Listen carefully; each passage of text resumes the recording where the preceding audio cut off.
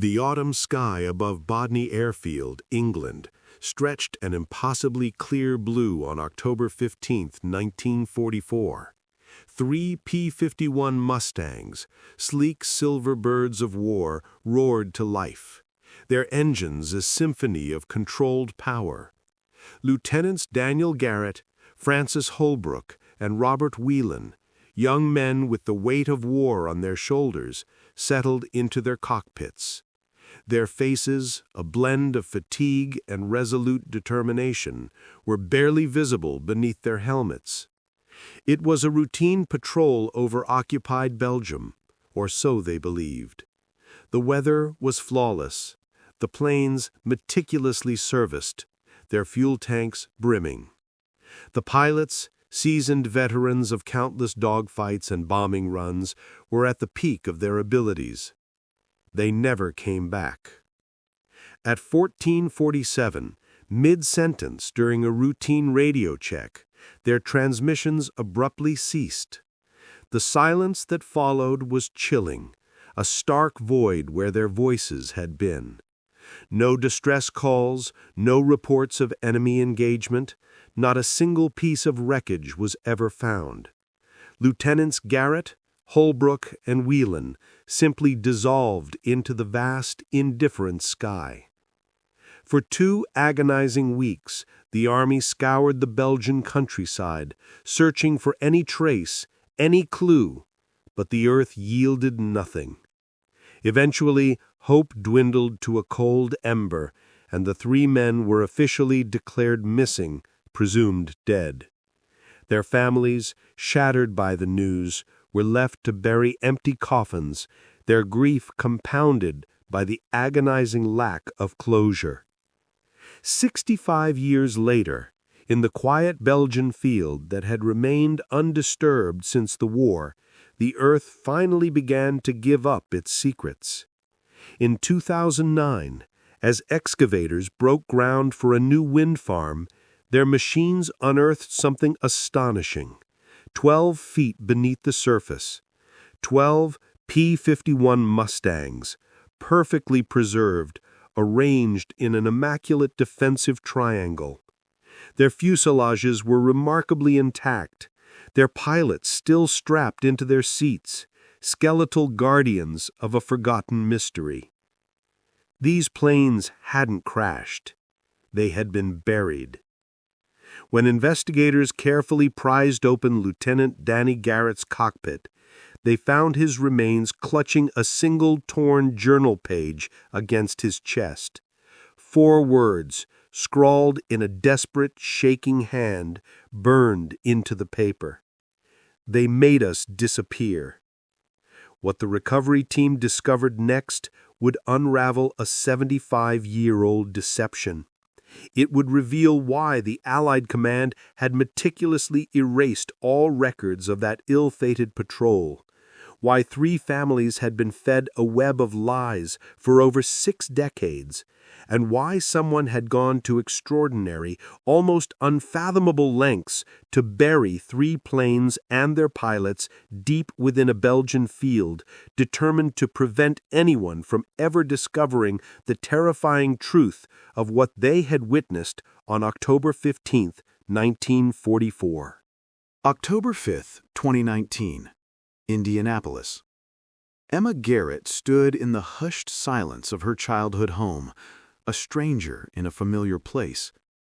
Her father's funeral had been that morning, a blur of condolences and quiet grief. A sudden heart attack, they said. No warning.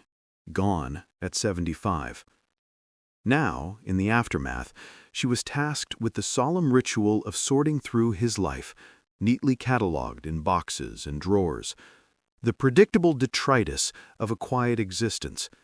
Tax returns, sun-faded photo albums, his reading glasses still marking a page in a Tom Clancy novel he would never finish.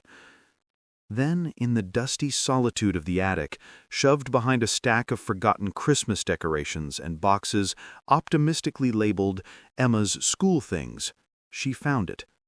A military green trunk, its surface scarred by time, secured with a rusted padlock. Stenciled boldly on its side, a name: Lieutenant Daniel Garrett, USAF. Her grandfather, a man she'd only known through faded photographs and whispered family legends. She'd never known this trunk existed. The padlock, though ancient, was cheap. 3 sharp blows with a hammer, and its corroded mechanism gave way with a groan, cracking open the lid. The scent hit her first, a heavy, primal aroma of old leather, gun oil, and something else, metallic, preserved, a smell that spoke of history and secrets. Inside, meticulously folded with military precision, lay her grandfather's dress uniform. Beside it, his polished pilot wings, and beneath them, a Purple Heart. The metal sent a jolt of confusion through Emma. A Purple Heart signified a combat wound, but her grandfather had never come home wounded. He had never come home at all. Beneath the medals, nestled in the folds of the uniform, was a leather-bound journal, its pages yellowed by time, but remarkably intact. The first entry was dated October 1st, 1944. Her grandfather's handwriting, careful and slightly slanted, filled the page. 2 weeks until we ship out to Bodny. Frankie says the Germans are finished, that we'll be home by Christmas. Bobby believes him. They're good boys, both of them. Best wingmen a pilot could ask for. If something happens to me, at least Margaret will know I flew with brothers. Emma sank onto the attic floor, the only light her phone's glow. She had grown up with only the barest outline of her grandfather's story. He had died in the war, his plane never found. Her grandmother Margaret, after years of mourning, had remarried in 1947 to the kind man Emma had always called Grandpa Bill. But this journal, these intimate words, brought Danny Garrett vibrantly to life. A 24-year-old pilot, missing his pregnant wife, worried about his friends, facing the terrifying uncertainty of war. She flipped through the pages, scanning entries about missions, close calls, descriptions of a wartime England that felt like another planet. Then her eyes snagged on a date. October 14th, 1944.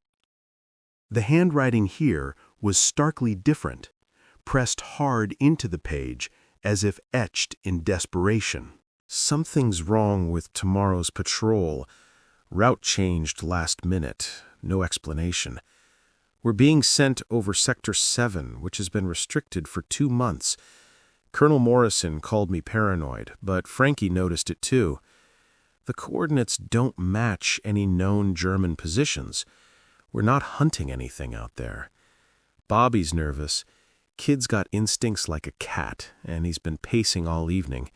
Says his teeth hurt, which is what he always says when something bad's coming. Told him it's routine patrol, nothing special.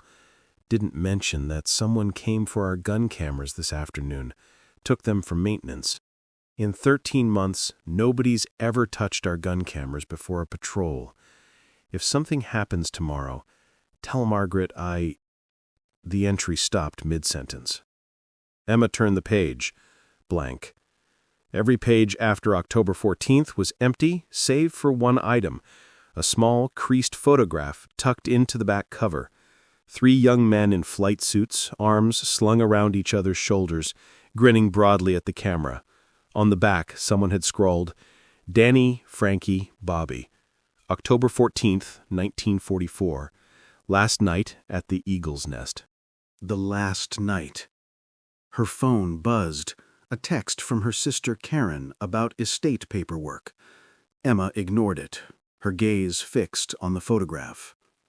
Her grandfather, tall and handsome in the middle, possessed dark hair and the exact same crooked smile her father had inherited.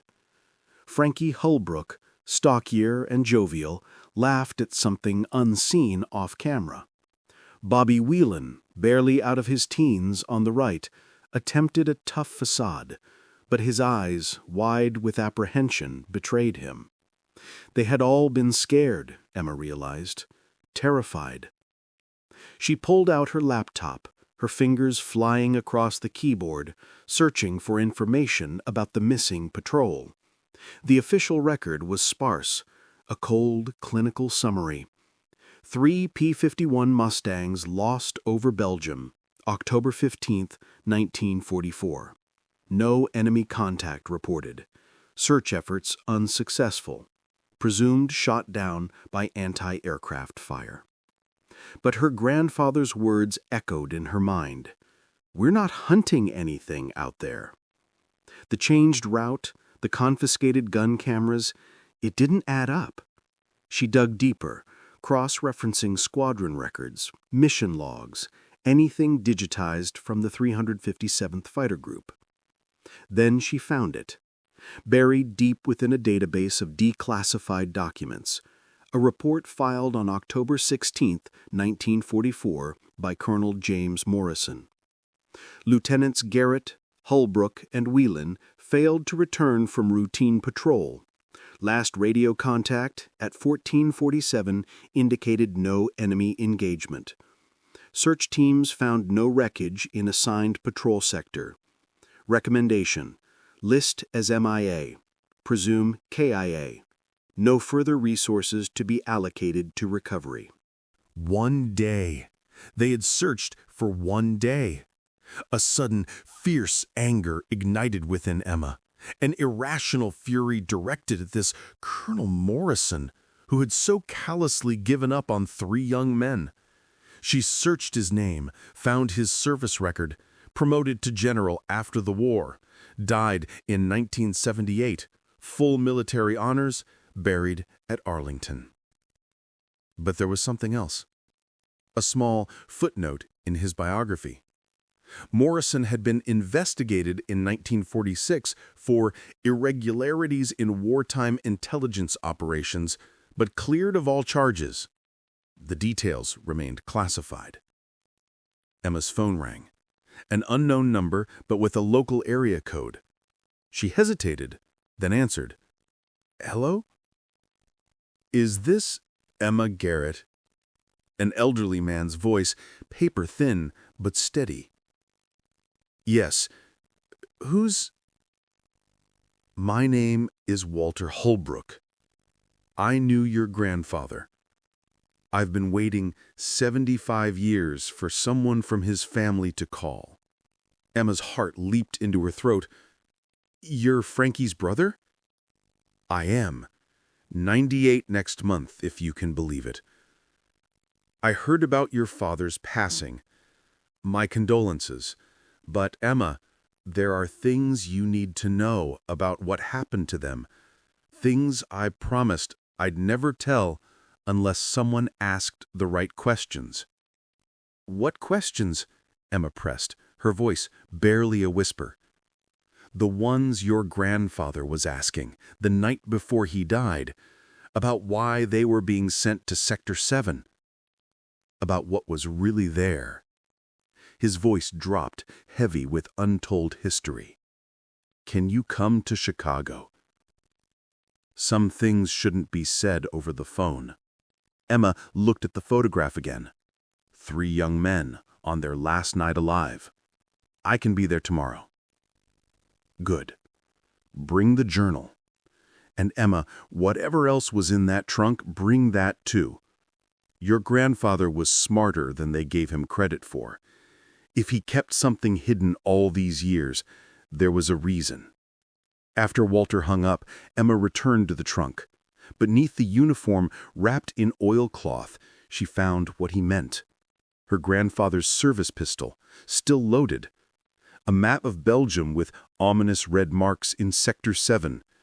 And strangest of all, a German officer's ring with an inscription she couldn't read. Trophies from kills, she had initially assumed. But Danny Garrett had disappeared on October 15, 1944. These items were dated October 16th. Someone had put them in his trunk after he was already gone. The revelation of the October 16th date sent a chill through Emma, colder than the Indiana autumn air seeping into the attic. A meticulously curated collection of wartime keepsakes, yet imbued with a silent, chilling message. Her grandfather hadn't simply vanished. Someone, with intent and access, had woven a deceit, a fabricated legacy for a man already gone. The map, with its stark red marks on Sector 7, pulsed with a sinister significance, while the German officer's ring, an inexplicable anachronism, seemed to hum with untold secrets. It was a carefully constructed puzzle, and Emma, holding the heavy pistol, felt the cold weight of the truth beginning to dawn. October 6, 2019, Chicago. The Lakeshore Senior Living Facility hummed with the muted rhythms of twilight years. The gentle shuffle of slippers, the distant clatter of cafeteria trays, the faint, clean scent of disinfectant. But Walter Holbrook's room was an anachronism, a sanctuary of memory. The rich aroma of Old Spice mingled with the comforting scent of aged leather and paper, books piled like ancient fortifications on every available surface. He was a sentinel at the window, a figure etched against the steel-gray expanse of Lake Michigan. As Emma stepped inside, she saw not just an old man, but a living echo. Frankie's face, unmistakably, looked back at her, softened by decades, but the eyes held the same spark. "You look like Danny," Walter stated, his voice a papery whisper, yet clear and steady. "Same eyes. Probably break hearts the same way, too." He gestured to a worn armchair, its fabric faded but inviting. "Sit. We have a lot to cover, and I don't have many clear days left." Emma carefully placed the journal on the small table between them. Walter's hand, gnarled with age, trembled slightly as he reached out, a reverent touch to the yellowed pages. "October 14th, he murmured, a date carved into his soul. "I remember that date like my own birthday. Frankie called me that night from the base. 3 in the morning my time, but he had to talk to someone." Walter's gaze drifted, lost in the swirling mists of the past. "Said they were being sent to Sector 7. Asked me to remember that if anything happened." "What was in Sector 7 officially?" Emma pressed, her voice barely above a whisper. "Nothing," Walter scoffed, a bitter, short laugh escaping him. "Just Belgian farmland, recently liberated, a pastoral scene of peace. But Frankie had friends in intelligence, real intelligence, not the sanitized briefings pilots got." He wheeled himself over to a small, cluttered desk, his movements surprisingly deliberate, imbued with a newfound purpose. From a stack of papers, he pulled out a faded manila folder. His hands, now steady with the weight of generations-old secrets, revealed its contents. "My brother sent me this letter, October 10th, 1944. Had to use our childhood code to write it. We made it up playing spies in the backyard." The letter itself appeared innocuous, mundane military correspondence discussing food rations and the persistent English drizzle. But between the lines, Walter had penciled in faint translations, a ghostly decryption of a child's game now turned deadly serious. Project ongoing. Scientists relocated. Living cargo. "Scientists?" Emma repeated, the word hanging heavy in the quiet room. "That's what we thought at first," Walter confirmed, a shadow crossing his face. "Operation Paperclip, before Paperclip officially existed, grabbing German researchers before the Russians could get to them. But that wasn't it. Not entirely." He pushed another document across the table, this one dated 1946, a stark clinical government report. "After the war, I did some digging. Sector 7 had been deliberately kept off Allied bombing runs since July 1944. Even when German forces moved through there, we never touched it." Emma studied the map, then the report, a horrifying realization dawning. They were protecting something. Or someone. Walter wheeled himself to his closet, the ancient mechanism groaning softly, and from the bottom shelf he retrieved a dusty, unlabeled box. This came in the mail, November 1944. No return address. Inside was a photograph, an aerial view, grainy but disturbingly clear. What looked like a small camouflaged compound barely visible through a thicket of trees, yet distinct enough to make out guard towers, double fences, and, chillingly, in the corner of the photo, part of a plane's wing. A visible serial number. "Danny's plane!" Emma whispered, a sudden gasp escaping her. "This was taken October 15th, 1944, Walter confirmed, his eyes fixed on the image, a lifetime of unanswered questions simmering in their depths. Your grandfather found something he wasn't supposed to see." The weight of Walter's words settled over Emma, a palpable presence in the quiet room. Her grandfather, a hero in the war, a ghost to his family, had stumbled upon a truth so profound, so dangerous, that it had consumed him and his wingmen. The photograph, silent and stark, was more than just a picture. It was a fragmented glimpse into a secret history, a betrayal etched onto film. October 15th, 1944. 6 a.m. Bodney Airfield, England. Danny Garrett couldn't shake the feeling. It wasn't the teethache Bobby claimed to suffer when trouble brewed, but a deeper, visceral unease. The pre-dawn chill of the airfield bit through his flight jacket, but it was the briefing that truly unnerved him. Colonel Morrison, usually a gruff but thorough man, had been dismissive, his eyes avoiding theirs as he pointed to the map. Routine patrol, Sector 7, radio check every 15 minutes. That was it. No weather report, no intelligence update, no explanation for their sudden clearance into restricted airspace. It felt less like a mission and more like a formality. Frankie caught Danny's arm as they walked out, the metallic tang of jet fuel sharp in the air. "Danny, this stinks." "I know," Danny replied, his gaze sweeping across the field where Bobby, thorough as always despite being the youngest, was performing his pre-flight checks.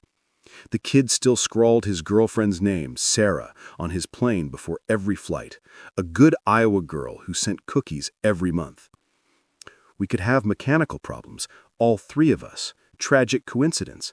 He tried for a smile, but it felt brittle. "We go," Danny finally decided, his voice firming. "But we go careful, and we document everything." "Gun cameras are gone," Frankie reminded him, a grim edge to his tone. "I know." Danny patted his flight jacket, the small Kodak camera Margaret had given him for their anniversary, a comforting, clandestine weight against his chest. He wasn't supposed to bring it, but you're not stupid, Frankie grinned, a flash of white in the dim light, but the mirth didn't reach his eyes. "If we see something, we photograph it. Then we come home and ask questions." They walked towards their Mustangs, the ground crew a hive of activity, finishing final checks under the glow of portable lamps. Danny's crew chief, Sergeant Peterson, a lanky man with grease perpetually under his fingernails, pulled him aside. "Lieutenant, about your fuel." "What about it?" Danny's stomach tightened.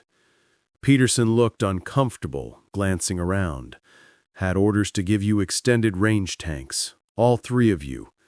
He lowered his voice. "That's for long-range escort duty, sir, not a routine patrol." Extended range. It meant they were going somewhere far and staying a while. Or, more disturbingly, someone wanted to ensure they had enough fuel to reach a specific destination, one from which they might not be meant to return. "Thanks, Peterson." "Sir!" Peterson grabbed his arm as Danny turned to leave. "That thing you asked me to look into last week? About requisition orders?" Yeah? Came from way up, sir. I mean, way up. Pentagon level. Peterson's voice dropped to a barely audible whisper. Whatever you're doing today, Lieutenant, someone in Washington personally signed off on it. October 6th, 2019. Chicago. Continued. The Pentagon? Emma's head snapped up from the journal, the grainy photo of the compound now imbued with an even greater sense of dread. But this was just a patrol. Walter laughed, a sound short and bitter, echoing with decades of disillusionment. Nothing was just anything in October 1944. The war was almost won. Everyone was grabbing what they could before it ended. Intelligence, scientists, research. He paused, his gaze fixed on some unseen point in the past. And prisoners. Prisoners? That compound in Sector 7 wasn't German, Emma. It was ours. Ultra-classified, completely off the books. We were holding people there, people we didn't want anyone to know we had. Emma felt a profound coldness settle in her bones, a terrifying realization. Who? That's the $20 million question, isn't it? Walter leaned forward, his ancient eyes locking onto hers. Frankie thought German scientists at first, but then he found out about the medical supplies being shipped there. Massive amounts. Either we were treating a lot of injured people, or, his face darkened, a grim shadow falling across it. Or what? Or we were doing something that required a lot of medical equipment, something that needed doctors and isolation, and absolute secrecy. Emma's phone buzzed, vibrating on the table beside the journal. An unknown number. She picked it up, her heart pounding. The text message was chillingly brief. Stop digging, or end up like your grandfather. She showed it to Walter. He didn't look surprised, only a quiet confirmation in his eyes. They're still watching, he said softly, his voice barely a whisper. 75 years later, and someone still cares about what happened in Sector 7. He gripped her hand with surprising strength, his touch firm, unyielding. Your grandfather found something there, Emma. Something worth killing 3 good men to keep quiet. And Emma, I don't think they were shot down. I think they were brought down. What do you mean? Walter wheeled himself back to his desk, pulling out a thick, leather-bound technical manual from 1944, its pages brittle with age. See this P-51 Mustang fuel system? He pointed to an intricate diagram. Now, Peterson, the crew chief, he told me something after the war. Said he found something odd when he was doing maintenance logs that morning. All 3 planes had been serviced the night before by mechanics he didn't recognize. They had installed something in the fuel systems. Governors, they said, to regulate flow. Walter's eyes met Emma's, grim and knowing. But governors don't go where they installed them. What goes there are fuel line cutoffs, remote activated. The kind you'd install if you wanted to shut down an engine from a distance. Emma stared at him, horror dawning. You're saying someone sabotaged their planes? I'm saying 3 planes don't lose power at the exact same second from mechanical failure. I'm saying gun cameras don't get removed for routine patrols. And I'm saying Danny Garrett was too good a pilot to just disappear, unless someone wanted him to. Walter pulled out one more photograph. This one showed 3 young women at a funeral, holding hands, their faces etched with grief and confusion. Margaret Garrett, Bobby's Sarah, and a 3rd woman Emma didn't recognize. Frankie's girl, Linda, Walter explained, his voice softening with old affection and sorrow. This was taken at the memorial service, November 1944. See Margaret's expression? She's not just grieving, she's angry. Why? Because the night before this photo, she got Danny's last letter, mailed October 15th, the morning of the patrol. He handed her the letter, still in its original envelope, postmarked October 15th, 1944, 5:30 p.m. The stamp was faded, but the date was clear, an impossible testament to a future that never was. Emma's hands trembled as she took the aged envelope. Her grandfather's elegant, familiar script filled the page, but the words, they were a punch to the gut. "My dearest Margaret," it began, "if you are reading this, then I was right to be worried. We're being sent somewhere today that doesn't make sense. The colonel is lying about why. Someone removed our gun cameras so we can't record what we see. I'm going anyway because I'm a soldier and those are my orders, but I'm not going stupid. I've hidden something in my footlocker. Peterson will get it to you. It's proof that we were sent deliberately to find something or to be silenced for asking too many questions. Know that I love you and our baby more than life itself, but sometimes a man finds something bigger than his own life, something that needs to be exposed even if it costs everything. If I don't come home, ask Walter about Sector 7. Ask him about the compound, and ask him why American planes have been protecting a German operation for 3 months. All my love, Danny." Emma looked up, her vision blurring. "A German operation? But you said it was ours, American." Walter's smile was grim, a tight line of painful remembrance. "That's what we were supposed to think. That's what the sanitized briefings would have them believe. But Danny figured it out. That's why they had to disappear, all 3 of them, that same day, before they could tell anyone what they'd really found." He paused, then pointed to the leather journal Emma still clutched. "Turn to the back cover. Feel the binding." Emma did, her fingers tracing the worn leather. There was something hard, almost imperceptible beneath the surface. It wasn't flat, not like extra paper. "With Walter's penknife?" she asked, looking at the small, unassuming tool on his desk. He nodded. "Carefully cut the stitching along the edge. Danny was a meticulous man, even with his secrets." With trembling hands, Emma followed his instructions. The knife bit into the dry thread, the sound unnaturally loud in the quiet room. As the last stitch gave way, a small, intricate key fell out onto the table, landing with a soft clink. Beside it, a thin, tightly rolled strip of microfilm. "Danny was always clever," Walter said softly, his gaze fixed on the tiny treasures. "Too clever for his own good. He knew they'd search his body. He knew they'd confiscate his camera, but they'd never suspect a hidden compartment in a journal meant to be found only by the right hands." The microfilm was old, but miraculously intact. Walter, with a surprising burst of energy, wheeled himself to a closet and from a dusty shelf retrieved an ancient microfilm reader, a contraption of lenses and spools that looked like something from a forgotten era. "Been waiting to use this," he murmured, his voice laced with a mixture of anticipation and dread. The images flickered to life on the small, glowing screen. Aerial photographs, far clearer and more detailed than the one Walter had in his folder. They showed the compound in Sector 7, but these revealed so much more. Guard towers, yes, but now unmistakably manned by American soldiers. Trucks bore U.S. Army markings, and in one chilling photograph, visible through a window, was a glimpse inside. Medical equipment, what looked horrifyingly like operating tables, and blurred figures in white coats. "Dear God," Emma whispered, her breath catching in her throat. "What were they doing there?" "That," Walter said, his voice heavy with decades of unspoken anguish, "is what your grandfather died trying to find out.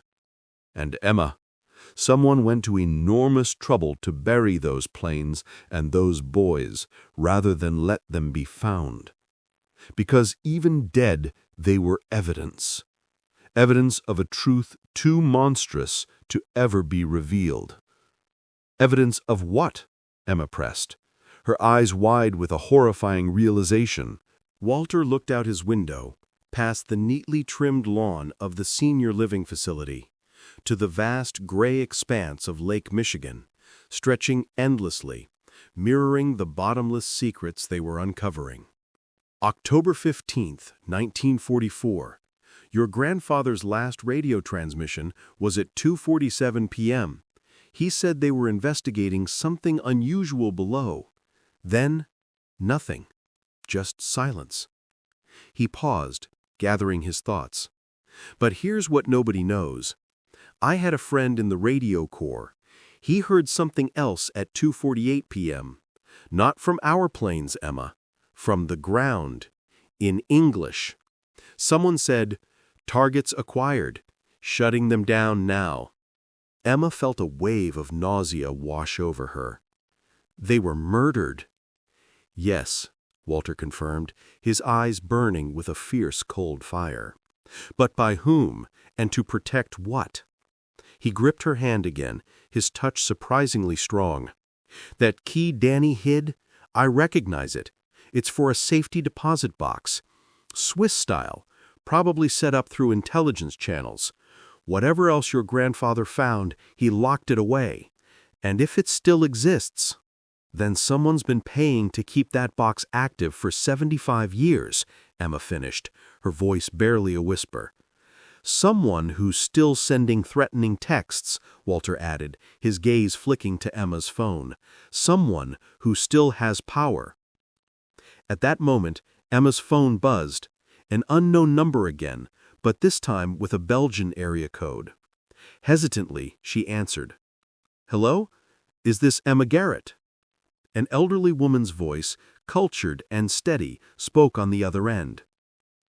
"Yes, it is. I am Ilse Weber. I live in Belgium.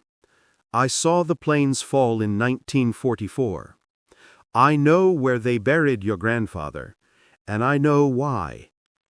Can you come to Brussels? There are things that should not be forgotten, no matter how much certain people wish they would disappear." Emma looked at Walter. He nodded slowly, his eyes conveying a silent command. "Go. This is it." "I can be there in 2 days," Emma said, her voice firm despite the tremor in her hands. "Good. Bring the journal. And Emma, whatever else was in that trunk, bring that too. Your grandfather was smarter than they gave him credit for. If he kept something hidden all these years, there was a reason." After Ilse hung up, Emma went back to the trunk. Her gaze fell on the neatly folded uniform, the medals. Underneath them, wrapped in oilcloth, she found what Ilse must have meant. Her grandfather's service pistol, still loaded, its cold weight a startling presence in her hand. Beside it, a faded map of Belgium, with peculiar red marks clustered in Sector 7. And strangest of all, a German officer's ring, intricate and heavy, with an inscription she couldn't read. Trophies from kills she'd assumed at first. But a chilling thought occurred to her. Danny Garrett had disappeared on October 15th, 1944. These items, or at least the information they represented, were dated October 16th. Someone had put them in his trunk after he was already gone.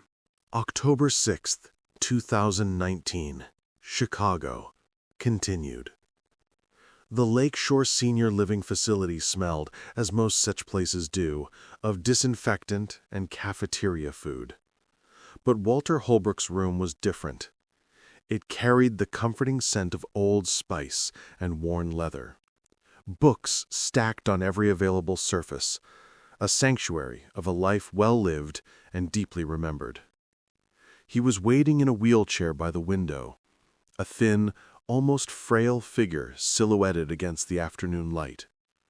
When Emma entered, she saw Frankie's face in his, aged, weathered by time, but unmistakable. The same intelligent eyes, the same strong jawline. "You look like Danny," he said immediately, his voice a raspy whisper, yet clear. "Same eyes. Probably break hearts the same way, too." He gestured to a worn armchair opposite him. "Sit. We have a lot to cover, and I don't have many clear days left." Emma pulled out the journal, placing it gently on the small table between them. Walter's hand, gnarled with age, trembled as he touched the leather. October 14th, he murmured, his eyes distant, lost in memory. I remember that date like my own birthday. Frankie called me that night from the base. 3 a.m, my time. But he had to talk to someone. Walter's gaze unfocused, drifting to the wall. Said they were being sent to Sector 7. Asked me to remember that if anything happened. What was in Sector 7, officially? Emma asked, her voice hushed. Nothing. Just Belgian farmland, recently liberated, quiet. But Frankie had friends in intelligence, real intelligence, not the sanitized briefings pilots got. Walter pulled out his own folder now, his hands steadier with purpose. My brother sent me this letter October 10th, 1944. Had to use our childhood code to write it. We made it up playing spies in the backyard. The letter he handed her looked like mundane military correspondence about food rations and weather reports, but Walter had meticulously penciled in translations between the lines. Emma read the coded message, a cold dread seeping into her bones. Project ongoing. Scientists relocated. Living cargo. Scientists? Emma asked, the words sounding alien and sinister in this context. That's what we thought at first, Walter replied, his voice laced with the bitterness of lost innocence. Operation Paperclip, before Paperclip officially existed. Grabbing German researchers before the Russians could get their hands on them. But that wasn't it. Not entirely. He showed her another document, this one from 1946. After the war, I did some digging. Sector 7 had been deliberately kept off Allied bombing runs since July 1944. Even when German forces moved through there, we never touched it. Emma studied the map, the red circle highlighting the untouched land. They were protecting something or someone. Walter wheeled himself back to his closet, pulled out a battered cardboard box from the bottom shelf. This came in the mail November 1944. No return address. Inside was a single faded photograph, an aerial view of what looked like a small camouflaged compound, barely visible through a dense canopy of trees. But it was clear enough to discern the stark lines of guard towers, the double fences, and in the corner of the photo, unmistakably, part of a wing with a visible serial number. "Danny's plane!" Emma breathed, a shiver running down her spine. "This was taken October 15th, 1944, Walter said, his voice flat. Your grandfather found something he wasn't supposed to see, something they would kill to keep hidden." October 15th, 1944, 6 a.m., Bodney Airfield, England. Danny Garrett couldn't shake the feeling. His teeth didn't hurt like Bobby claimed his did, but something was profoundly off. The morning briefing had been too quick, too dismissive. Colonel Morrison, usually a stickler for detail, had barely looked at them, his gaze fixed somewhere beyond the 3 pilots as he pointed to the map. Routine patrol, Sector 7. Radio check every 15 minutes. That was it. No weather report, no intelligence update, no mention of why they were suddenly cleared for airspace that had been restricted for 2 months. Frankie caught his arm after the briefing, his usually jovial face etched with unease. "Danny, this stinks." "I know," Danny replied, his stomach clenching. He scanned the bustling airfield, the other pilots preparing for their own missions, oblivious to the strange undercurrent affecting his flight. "We could have mechanical problems, all 3 of us. Tragic coincidence. The words felt hollow even to him. Danny looked across the field where Bobby, barely out of his teens, was doing his pre-flight check, thorough as always, despite being the youngest and most outwardly nervous of the trio. The kid still wrote his girlfriend's name on his plane before every flight. Sarah, a good girl from Iowa who sent cookies every month. "We go," Danny said, making a decision. "But we go careful, and we document everything." "Gun cameras are gone," Frankie reminded him, a note of frustration in his voice. "I know, but I've got my Kodak." Danny patted his flight jacket where the small camera, an anniversary present from Margaret, sat tucked away. He wasn't supposed to bring personal items on missions, but he'd had a premonition. "And you're not stupid," Frankie grinned, but the mirth didn't reach his eyes. "If we see something, we photograph it. Then we come home and ask questions." They walked to their planes, the roar of other engines filling the air, a symphony of war. Ground crew were finishing final checks. Danny's crew chief, Sergeant Peterson, a grizzled veteran with kind eyes, pulled him aside. "Lieutenant, about your fuel." "What about it?" Danny asked, a new prickle of unease. Peterson looked uncomfortable, glancing around conspiratorially. "Had orders to get you extended-range tanks, all three of you." Danny's stomach tightened further. Extended range. That was for long-range escort duty, not a routine patrol over Belgium.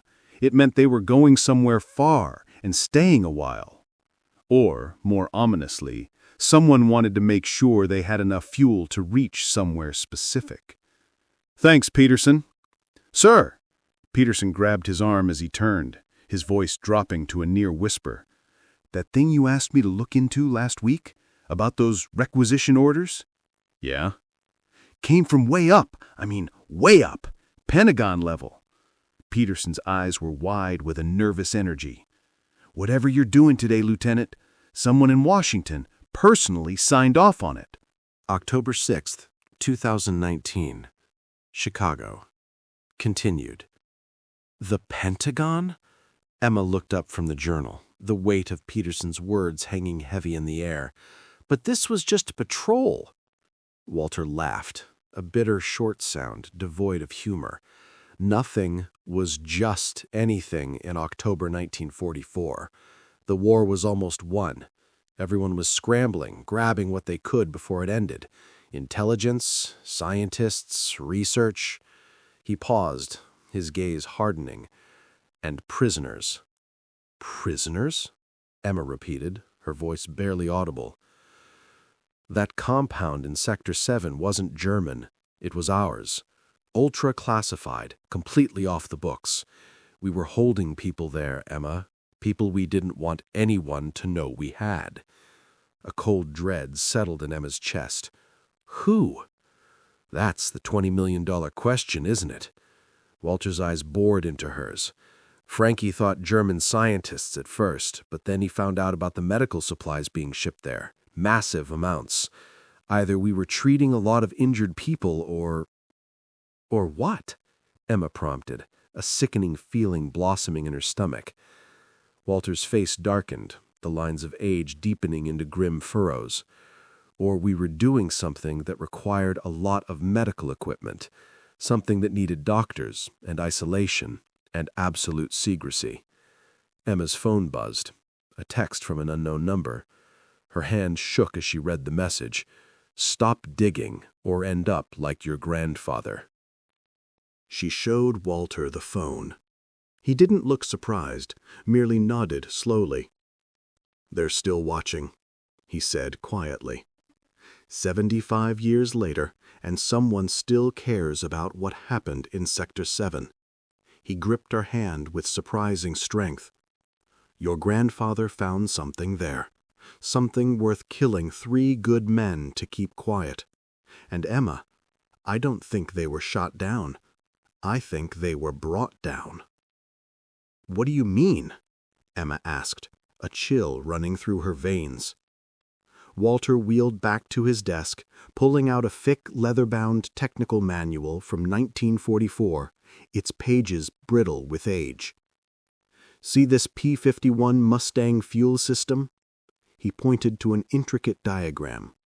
Now, Peterson, the crew chief, he told me something after the war. Said he found something odd when he was doing maintenance logs that morning. All 3 planes had been serviced the night before by mechanics he didn't recognize. They had installed something in the fuel systems. Governors, they said, to regulate flow. Walter's eyes met Emma's, grim and knowing. But governors don't go where they installed them. What goes there are fuel line cutoffs, remote activated, the kind you'd install if you wanted to shut down an engine from a distance. Emma stared at him, horror dawning. You're saying someone sabotaged their planes. I'm saying 3 planes don't lose power at the exact same second from mechanical failure. I'm saying gun cameras don't get removed for routine patrols. And I'm saying Danny Garrett was too good a pilot to just disappear, unless someone wanted him to. Walter pulled out one more photograph. This one showed 3 young women at a funeral, holding hands, their faces etched with grief and confusion. Margaret Garrett, Bobby's Sarah, and a 3rd woman Emma didn't recognize. Frankie's girl, Linda, Walter explained, his voice softening with old affection and sorrow. This was taken at the memorial service, November 1944. See Margaret's expression? She's not just grieving, she's angry. Why? Because the night before this photo, she got Danny's last letter, mailed October 15th, the morning of the patrol. Walter handed her the letter, still in its original envelope, postmarked October 15th, 1944, 5:30 p.m.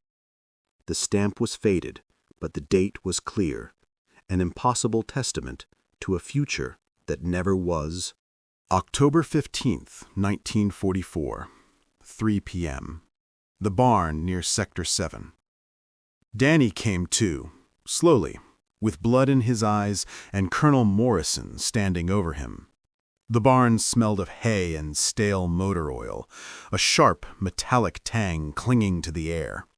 Frankie was unconscious, slumped against a rough wooden post, a dark bruise blossoming on his temple. Bobby was awake, whimpering softly, trying not to cry, his left arm bent at an unnatural angle from the landing. "You couldn't just follow orders, Garrett?" Morrison said, his voice low, devoid of emotion. He looked tired, older than his 40 years, the war having carved deep lines into his face. Simple patrol, that's all you had to do. "Those are prisoners," Danny spat, tasting his own blood.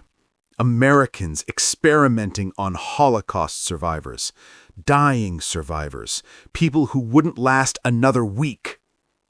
Their deaths are giving us data that will save American lives," Morrison countered, his voice chillingly calm. "That's what the Nazis said," Danny roared, struggling against the ropes that bound his wrists.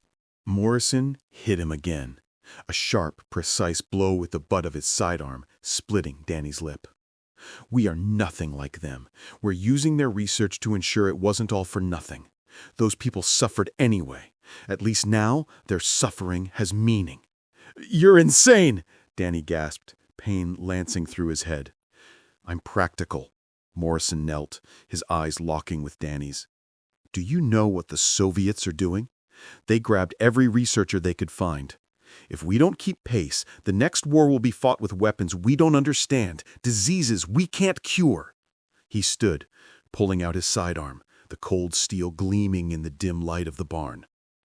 "I don't enjoy this.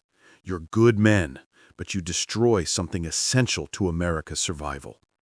"We have photographs," Danny said, desperation lending an edge to his voice. "Hidden. If we disappear, they'll surface." Morrison smiled, a sad, humorless curve of his lips. "No, they won't. We found your camera, the film you hid in your boot. Your friend at the Swiss bank has been dealt with." He paused, letting the words sink in. "There's nothing left." But Danny had one card left. A gamble. "Peterson knows. My crew chief. I told him everything this morning." Morrison's face changed, a flicker of something raw and furious in his eyes. "You're lying." He stepped outside, speaking rapidly into a radio. Danny could hear muffled chatter, the urgent crackle of a transmission. Then Morrison returned, his face darker, colder. "Peterson's in custody, but you did tell him."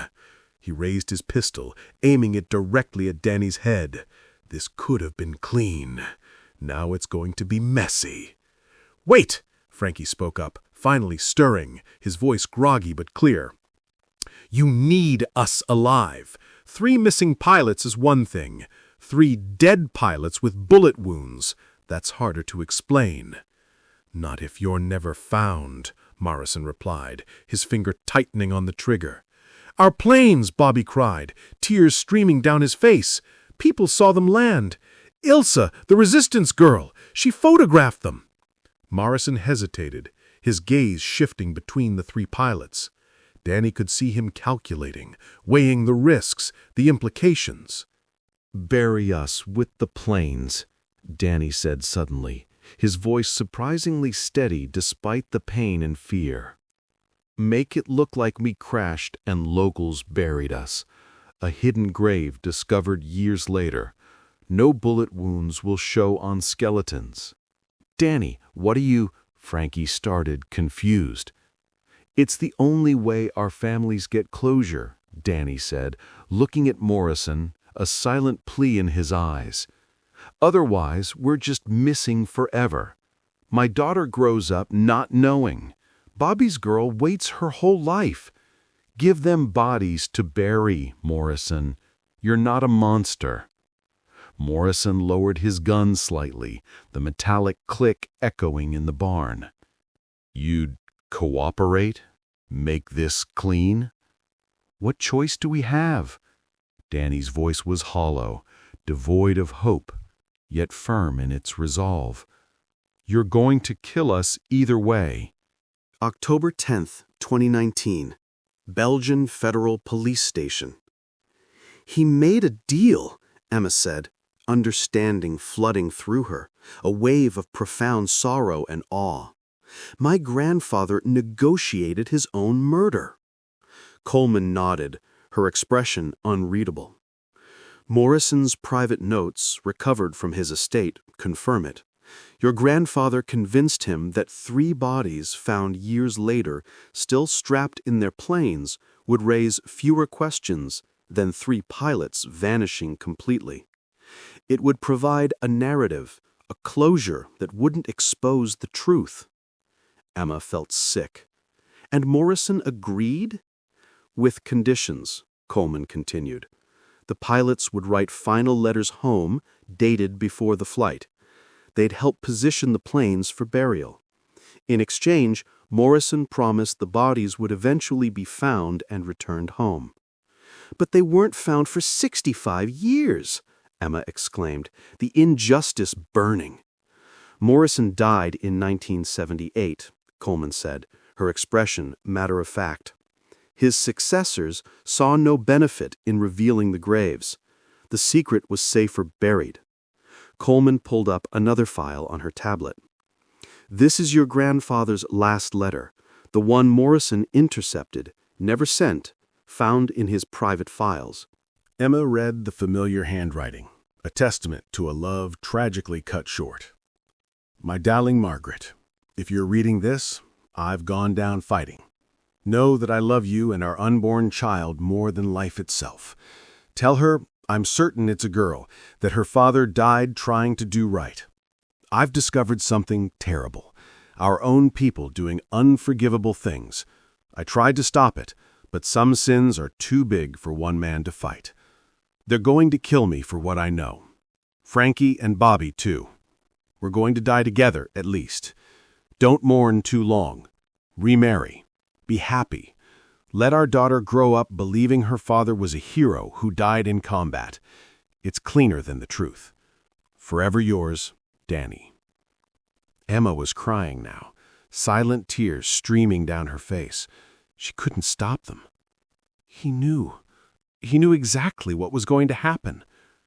They all did, Coleman said softly. The three of them spent their last hour planning how to hide evidence, writing letters, making peace. Your grandfather used his own blood to write that note you found. They made us disappear. Hid it inside his jacket where he knew it would survive. Ilse, who had been dozing in her chair, stirred and woke, seeing Emma's tears. "What's happening?" Coleman stood, her demeanor shifting back to the pragmatic, unyielding agent. "We're prepared to make a deal, Miss Garrett. The evidence is out. It can't be stopped. But we can control the narrative. Your grandfather and his friends die as heroes who discovered a rogue operation. Morrison becomes the sole villain.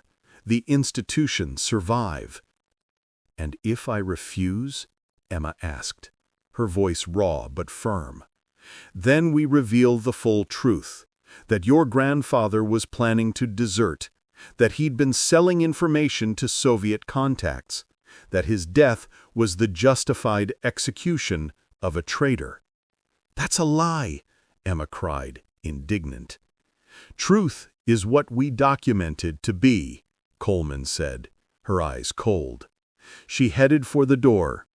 "You have 1 hour to decide. Hero or traitor. Your grandfather's legacy is in your hands." After she left, Emma sat in crushing silence, the weight of the decision almost unbearable. Ilse took her hand, her ancient grip surprisingly strong. "They have no power now, child," the old woman said. "The evidence Blackwood released proves the experiments happened, not who was responsible. They can spin it any way they want, but the facts are out." Emma thought about her father, growing up believing his own father died a hero. Her sister's children, proud of their war hero great-grandfather. Her phone buzzed. A text from Karen, her sister. "Emma? The news is saying horrible things about Grandpa Danny. Please tell me it's not true." Emma looked at the photograph of the three young men, arms around each other, grinning, just hours before they died. They'd known what was coming. They'd chosen how to face it. They'd made peace with death to protect something bigger than themselves. "They were barely older than boys," Ilse said quietly, as if reading Emma's thoughts. "Your grandfather was 24.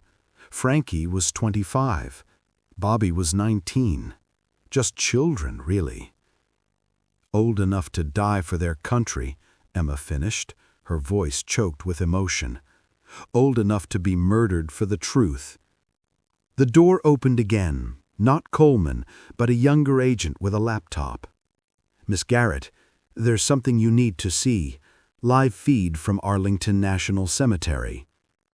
On the screen, hundreds of people were gathering at Morrison's grave. Veterans, families, regular citizens. Someone had spray-painted "Murderer" across his headstone. Signs read, "Justice for the Forgotten Three," and "Danny Garrett was a hero." "It's happening at war memorials across the country," the agent said, his voice tinged with surprise. "Your grandfather's story has gone viral. People are demanding full disclosure." Emma felt something shift inside her. The narrative was already escaping CIA control.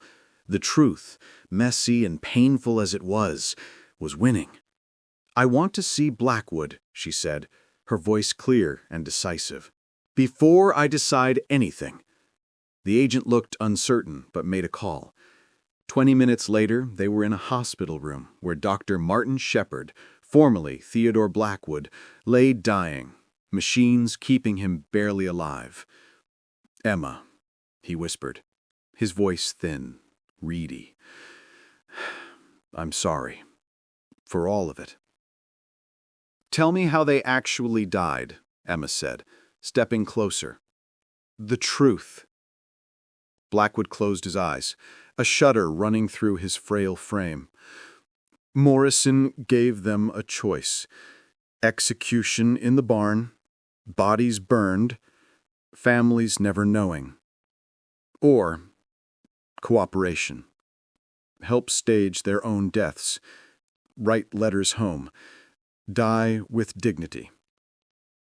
And they chose? Your grandfather chose for all of them, Blackwood said, his voice cracking. Said they'd do it Morrison's way, but on one condition.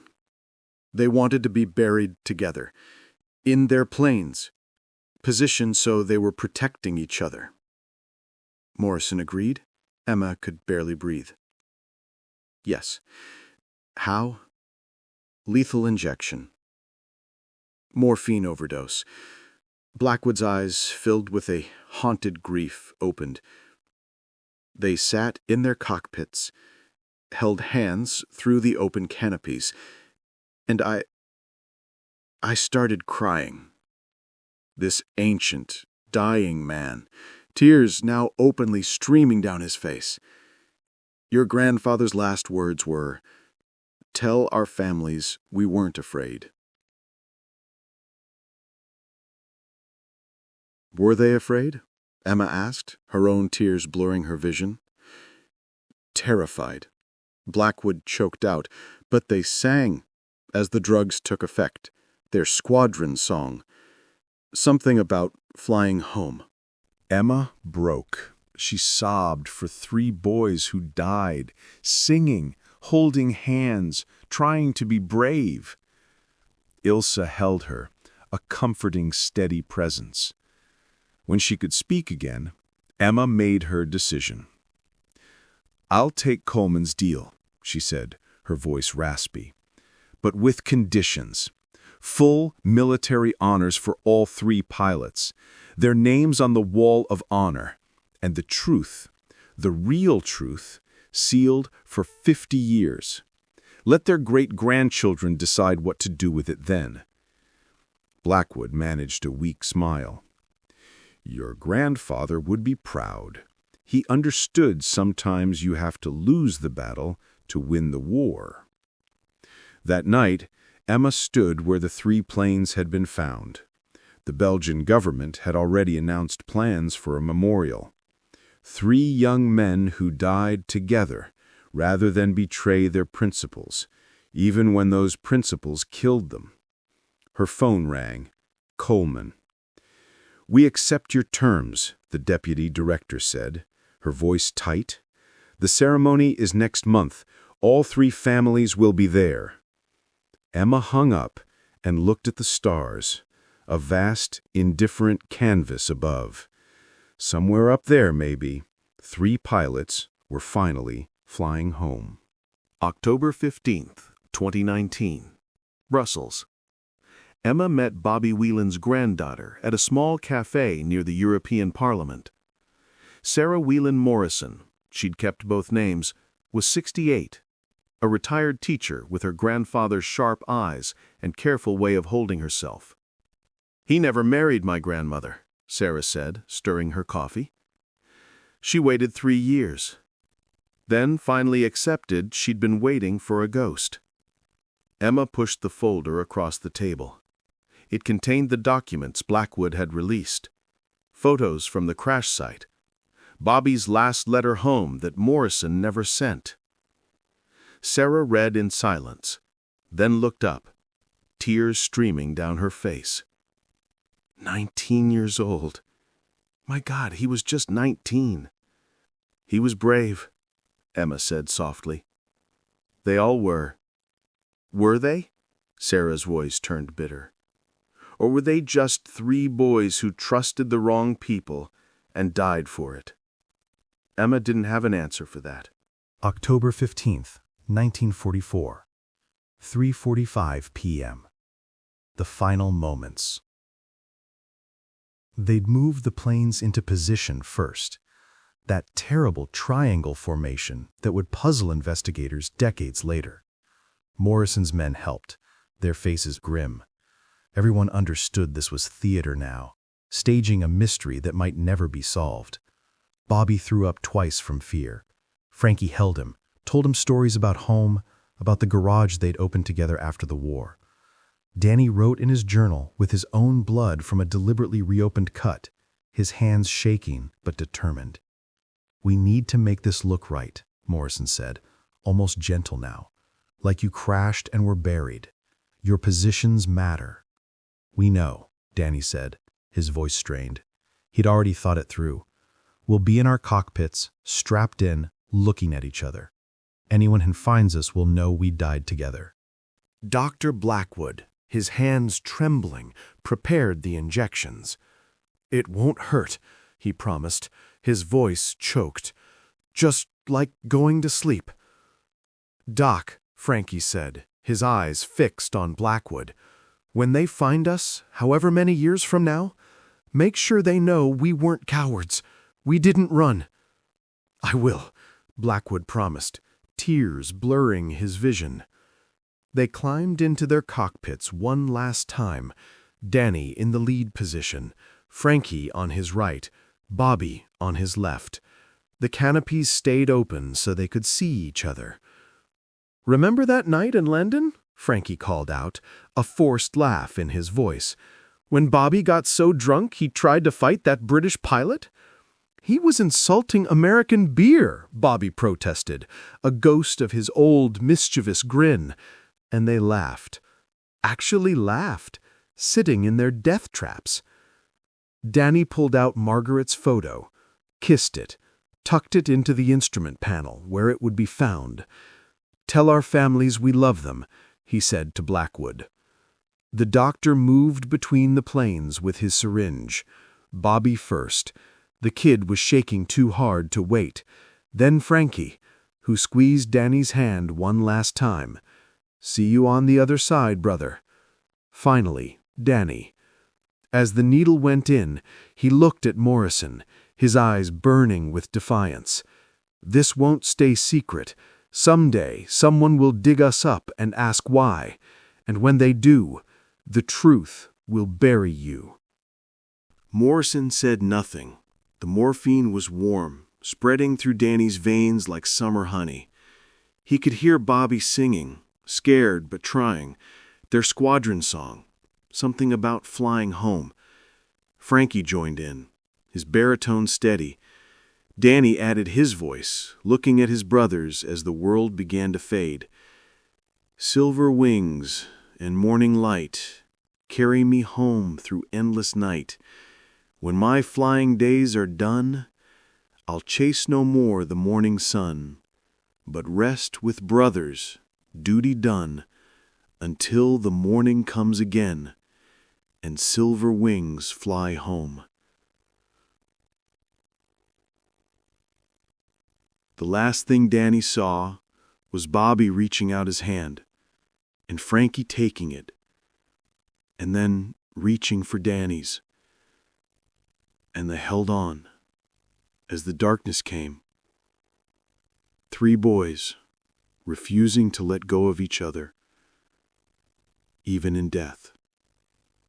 October 15th, 2019. Brussels. Continued. "They held hands?" Sarah asked, her voice breaking. According to Blackwood, when Morrison's men positioned them for burial, they had to break their fingers to separate them. Sarah stood abruptly, walked to the window, staring out at the peaceful Brussels street. "My grandmother used to say Bobby had the most beautiful hands. Artist's hands. She called them artist's hands. He was going to be an architect after the war." Sarah, 19 years old. She turned back, angry now. 19! And they executed him for being in the wrong place at the wrong time? For refusing to stay quiet about war crimes? Same difference. Sarah sat back down, pulled out her own folder. "I've been doing research since the news broke. Do you know what happened to the compound after October 15th? Emma shook her head. "It operated for 3 more years. Hundreds of test subjects. The data they collected became the foundation for the CIA's MK-Ultra program. Every conspiracy theorist who said the government was conducting mind control experiments, they were right. The families of the other test subjects, most don't know. The few who do were paid off or threatened into silence. Sarah pulled out a list. But I've been contacting them quietly. We're organizing. To do what? To demand real justice, not just ceremonies and apologies, criminal prosecution for anyone still alive who was involved, reparations for the families, full disclosure of all related programs. Emma's phone buzzed. Coleman texting. Memorial ceremony confirmed for November 11th. Veterans Day. The President will attend. They want to make this about patriotism, Emma said, showing Sarah the text. 3 heroes who died for their country. Instead of 3 boys murdered by their country? Sarah finished, pulling out another document. This is a lawsuit. Wrongful death, conspiracy, violation of international law. 17 families have already signed on. It'll take years, decades maybe, Sarah said, her eyes resolute. My grandfather waited 75 years to come home. I can wait as long as it takes for justice. That evening, Emma visited the field where the planes had been found. The Belgian government had already erected a temporary memorial. 3 white crosses bore their names, adorned with fresh flowers from locals who remembered the day the Americans hadn't come to liberate them because they'd been buried a few miles away. An old man stood there, mid-90s at least, leaning on a cane.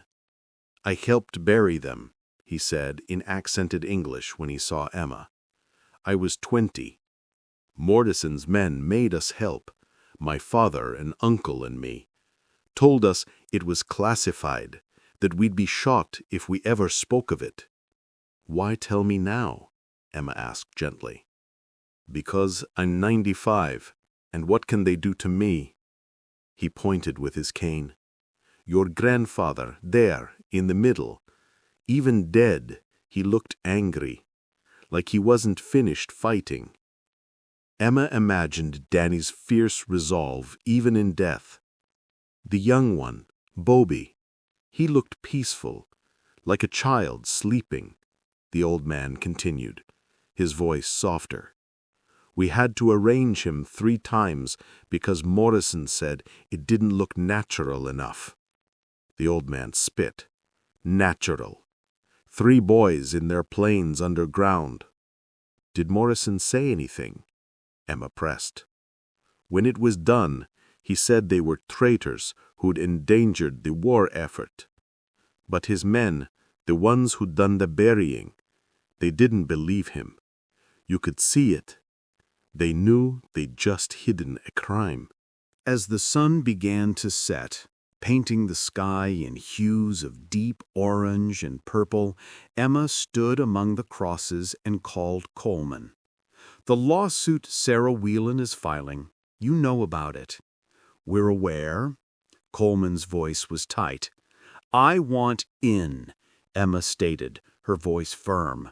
I want every document, every file, every piece of evidence about October 15th, 1944. That wasn't our deal. Our deal was for the ceremony. This is separate, Emma countered. You want to control the narrative? Give me the truth to work with. Otherwise, I'll let Sarah's lawyers dig it up in court, publicly, messily. Coleman was quiet for a long moment. I'll see what I can do.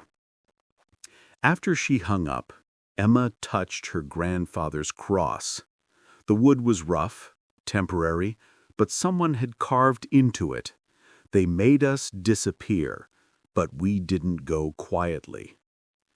She thought about Donnie's final moments, holding his brother's hands, singing about flying home.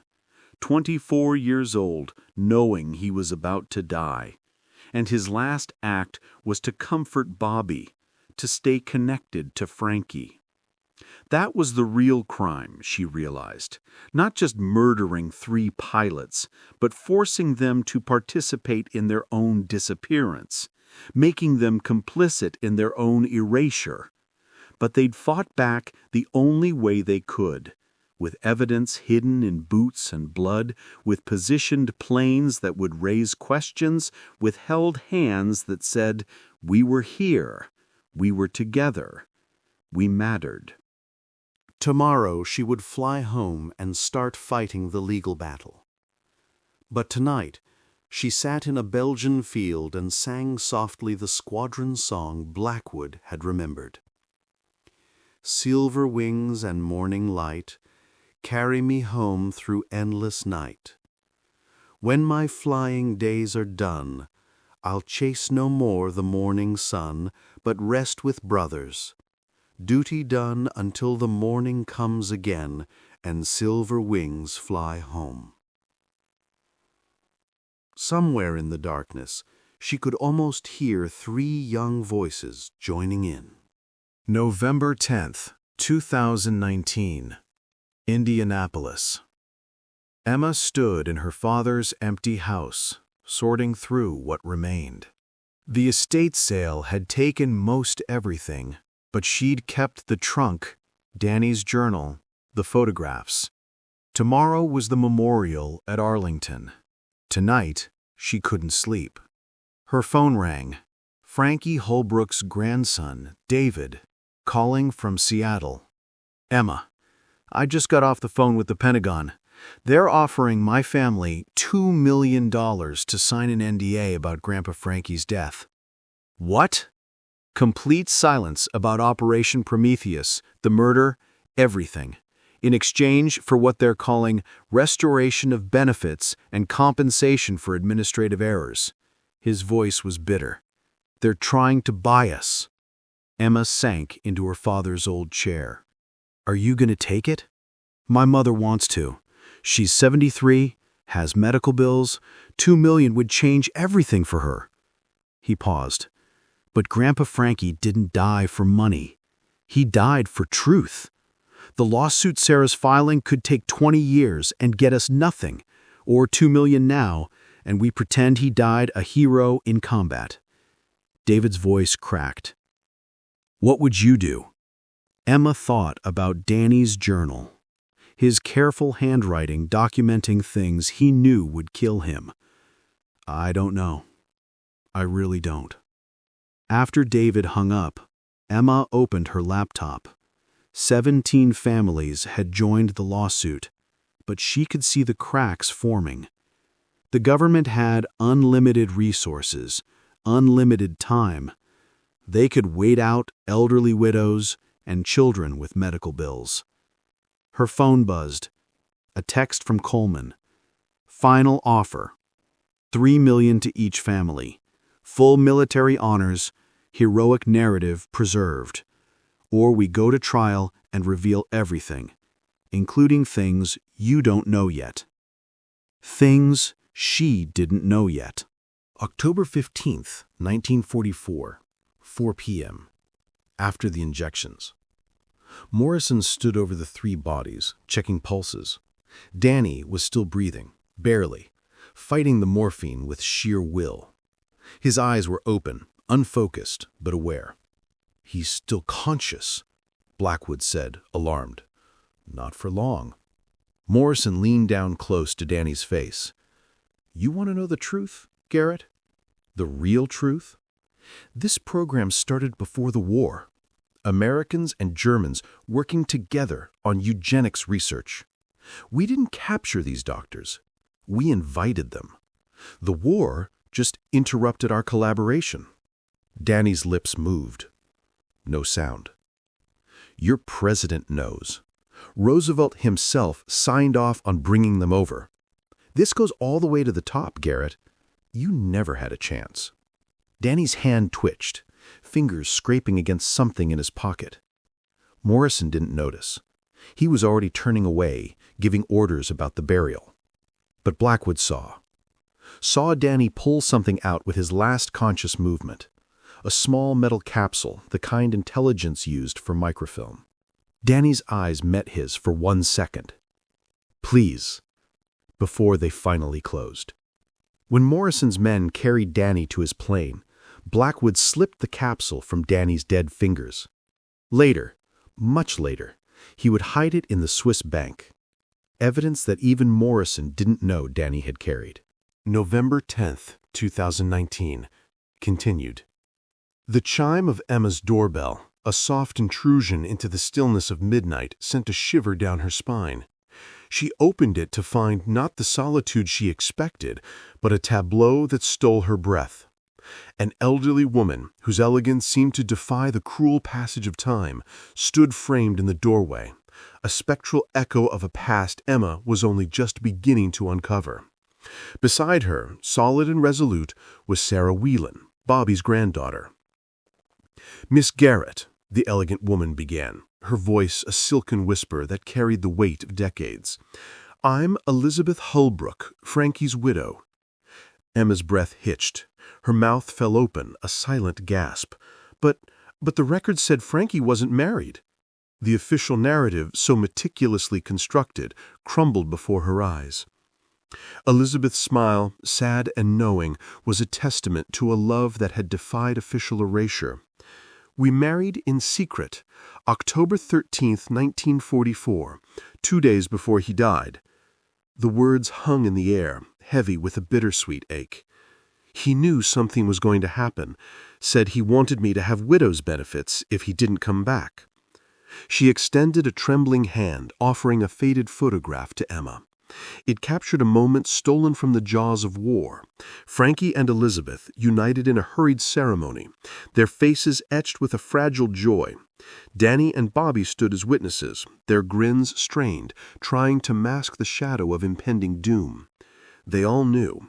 That last week, they all knew they were marked. "Danny made Frankie marry me," Elizabeth continued, her voice gaining a quiet strength. "Said at least one of them should leave a legal widow behind." "Why didn't you come forward before?" Emma asked, the question escaping her lips before she could stop it, recognizing the immense burden this woman had carried alone. "Morrison visited me," Elizabeth replied, a flicker of fear still in her ancient eyes, as vivid as if it had been yesterday. "November 44. Said if I ever revealed the marriage, they'd charge Frankie posthumously with treason. Said I'd lose everything, be imprisoned as an accomplice." She touched the photograph gently, her fingers tracing the youthful face of her lost love. "I was 22 and pregnant. I kept quiet." Sarah, ever the steadfast companion, took Elizabeth's arm, her presence a silent act of solidarity. "She's been hiding for 75 years, but now I'm 97 and I want the truth told before I die." Elizabeth, her resolve hardening, pulled out a thick, aged envelope. "Frankie's real letters," she stated, her gaze unwavering. "Not the ones Morrison fabricated, but the ones he actually wrote that last week." Emma took them, her hands trembling as she opened the seal. Tears blurred her vision as she read. Frankie had documented everything. The removed gun cameras, the changed flight path, his chilling certainty they were being set up. But interwoven with the grim facts was his boundless love for Elizabeth, his fervent hope for their unborn child, his unwavering determination to face whatever came with dignity. "If they kill us, Lisbeth," one letter read, "know that we didn't go quietly. Danny's got evidence hidden. Bobby's writing everything down. We're 3 stupid boys trying to fight something bigger than nations. But sometimes, that's what heroes really are, just people too stupid to know they can't win." "There's something else," Elizabeth said, her hand reaching into her coat pocket, producing a small, intricately worked key. "Frankie gave me this that last morning. Said if something happened, wait 50 years, then use it. I waited 75. The key bore a number, 1527, and a location, Chicago First National Bank. Whatever's in that box," Elizabeth declared, her voice resonating with fierce conviction, "Frankie died to protect it." November 11th, 2019, Arlington National Cemetery. The ceremony was a meticulously orchestrated spectacle of national grief and honor, every detail calibrated by the government. Flags rippled against a somber sky, an honor guard stood ramrod straight, and a 21-gun salute boomed, reverberating through the hallowed ground, a final, deafening tribute for 3 heroes finally, officially coming home. The president himself spoke, his voice grave, about duty and sacrifice. The Air Force Chief of Staff lauded them as exemplars of American courage. Emma stood with the families, a solitary figure draped in her grandfather's legacy, his polished flight wings pinned to her lapel, a defiant glint against the solemn fabric. Sarah Whelan held her grandmother's hand, the woman who had waited 3 agonizing years for Bobby before finally, reluctantly, surrendering to the void. David Holbrook offered his steadfast support to his grandmother, Elizabeth, who, despite her advanced age, stood straight, a living monument to unyielding love. When it was Emma's turn to speak, she stepped to the podium. She looked out at the sea of faces, reporters with their hungry lenses, military brass rigid in their uniforms, and 3 flag-draped coffins that held only the partial remains, fragments recovered from Belgian soil, mixed together after 75 years, an inseparable bond forged in earth. She had prepared a speech about heroism and sacrifice, a carefully constructed narrative of valor. Instead, she said, her voice clear, cutting through the manufactured reverence, "My grandfather was 24 years old when he was murdered by his own country for refusing to stay silent about war crimes. He wasn't a hero. He was a young man who loved his pregnant wife and wanted to come home. But when he found something evil, he couldn't look away." Gasps rippled through the crowd. Coleman, her face a mask of controlled fury, started to move forward, but Emma continued, her voice gaining strength. Frankie Holbrook was 25. He married his girlfriend 2 days before he died because he knew he was going to be killed. Bobby Whelan was 19. He threw up from fear before they executed him, but he still held his friends' hands as they died. The president's aides frantically signaled to cut the microphone, but the sound tech, a young veteran with a haunted look in his eyes, kept it on. "They want you to believe these men died as patriots," Emma declared, her voice now a powerful echo across the cemetery. "They did, but patriotism isn't blind obedience. Sometimes it's standing up to your own country when it's wrong. Sometimes it's dying to expose the truth." She pulled out the small metal capsule Blackwood had hidden for 75 years, the one Danny had carried on his last fatal flight. Holding it aloft, a tiny, gleaming beacon of undeniable truth, she proclaimed, "This contains evidence that the American government was collaborating with Nazi doctors before the war, that Operation Prometheus wasn't a rogue program, but official policy, that my grandfather and his friends were murdered, not for finding a secret, but for threatening to expose a partnership between American and German eugenicists that started in the 1930s. Security was moving in now, a wave of dark suits advancing on the podium, but Emma spoke faster, her words a torrent, a final, desperate outpouring of truth. "They died singing. 3 boys holding hands in their cockpits, singing their squadron song as lethal injection stopped their hearts. That's not heroism, that's tragedy.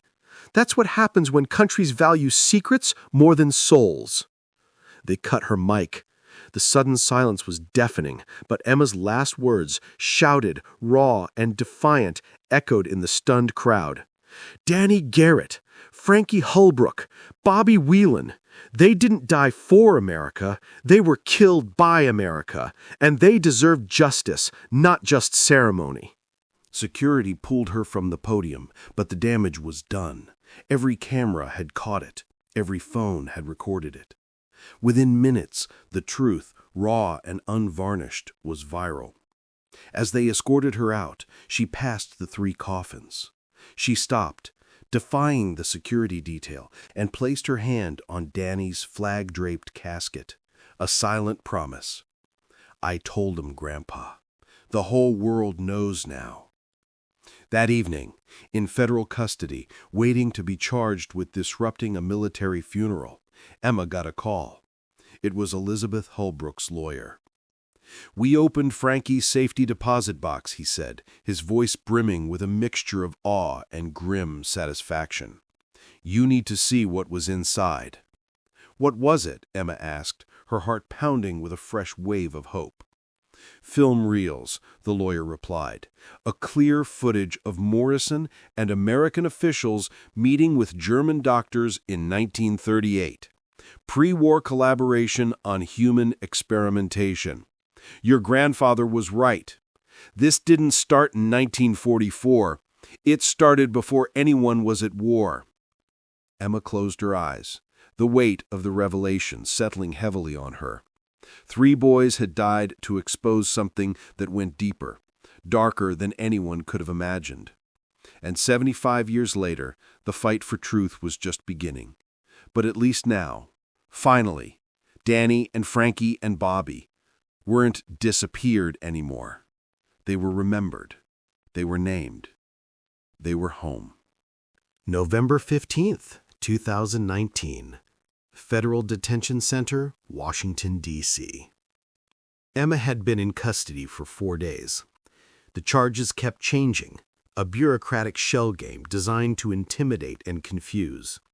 Disrupting a federal ceremony, releasing classified information, inciting public disorder. Her lawyer, provided by Sarah Whelan's rapidly organizing group of families, told her they were stalling. "They don't know what to do with you," he'd said with a grim smile. "Prosecuting Danny Garrett's granddaughter right now would be public relations suicide." The heavy door opened, and Coleman entered, looking utterly exhausted, the sharp edges of her suit slightly rumpled, a testament to the sleepless nights and relentless damage control. "The president wants this to go away," she said without preamble, her voice devoid of its usual cultivated composure. "You've turned 3 dead pilots into martyrs and made the entire intelligence community look like murderers." "You are murderers," Emma shot back, her voice laced with an unyielding conviction. Coleman sat down heavily, the sigh escaping her a weary admission. "We're pragmatists. There's a difference. Tell that to my grandfather. Your grandfather would understand if he'd lived to see the Cold War. The bioweapons the Soviets developed, the chemical agents that came out of their research programs. 1962, Soviet agents released a modified strain of tuberculosis in Afghanistan. Killed 3,000 people in 2 weeks. The only reason it didn't spread globally was because we had antidotes developed from Prometheus research." Emma stared at the documents, her mind reeling. "You're saying the experiments saved lives?" "I'm saying the world is messier than good versus evil. Your grandfather saw things in black and white. That clarity killed him. Morrison killed him. Morrison was following orders from people who were weighing 3 pilots against potential millions." Leaned forward, her eyes fixed on Emma's. "I'm going to tell you something classified. The real reason they had to die." It was the Eagle's Nest Pub, the night of October 14th, 1944, Coleman began, her voice dropping to a near whisper, drawing Emma into the hushed, smoky atmosphere of a bygone era. Danny Garrett was drunk, yes, but not so much that it blurred what he'd uncovered. He sat with Frankie and Bobby in a secluded corner booth, their voices barely audible above the din of soldiers trying to forget the war for a few precious hours. "I broke into Morrison's office," Danny had said, his words cutting through the false cheer. Frankie, ever the steady one, sobered instantly. "You did what?" "Had to know why we're being sent to Sector 7, Danny insisted, pulling out a sheaf of stolen documents, their edges crisp and dangerous. Look at this. Prisoner transfer records from 1938. American officials visiting Dachau before the war, learning techniques. Bobby, the youngest, went utterly pale. We were working with them before? Not just working, funding. Danny's voice was a harsh whisper. American eugenics programs inspired the Nazi race laws. We taught them. Then we acted shocked when they took it further than we did. Jesus, Frankie breathed, his own idealism shattering. There's more. Danny pushed another document across the table. After the war, they planned to bring hundreds of these researchers to America, new identities, new lives, working for us. That's insane, Bobby stammered. That's Operation Paperclip, Danny corrected grimly. It's already approved, signed by Roosevelt himself. Bobby was shaking, the image of his girlfriend, Sarah, flashing before his eyes. We have to tell someone. Who? Danny challenged, his gaze sweeping over the pub, a world of oblivious men laughing and drinking. This goes to the top, the very top. He looked at his friends, these boys he had flown with for 2 years, forged in the crucible of air combat. Tomorrow's patrol isn't random.